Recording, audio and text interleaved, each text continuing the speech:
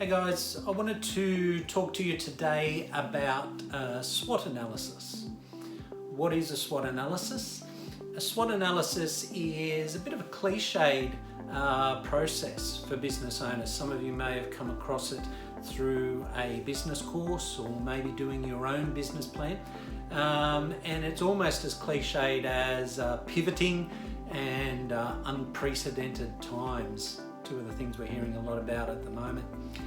But what you really need to realise about a SWOT analysis is the power that it has within your business planning process. So let's have a little bit of a look in detail as to what a SWOT analysis is all about.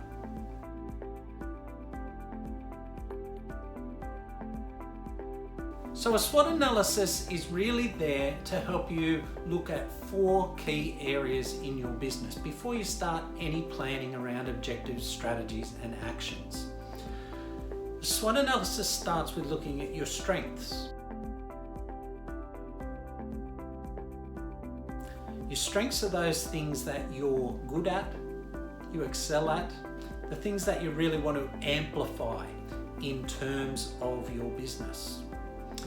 The second part is weaknesses. And weaknesses basically looks at those things that you're bad at, the things that you suck at, yeah? Okay, now when you're looking at your weaknesses, you're looking at areas where you can actually improve. Processes, systems, all of those things that in your business you're not getting to or you're really bad at, you may outsource some of the things in your weaknesses, and we'll look at that as we go along. Opportunities is the next part of SWOT analysis.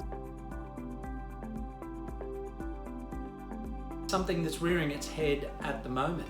Some businesses are doing it pretty tough. Others are finding that they can actually look at opportunities and take them. And threats, well, COVID's a great example of that. A threat that just came and blindsided a whole heap of businesses. So we call that your nightmare competitor.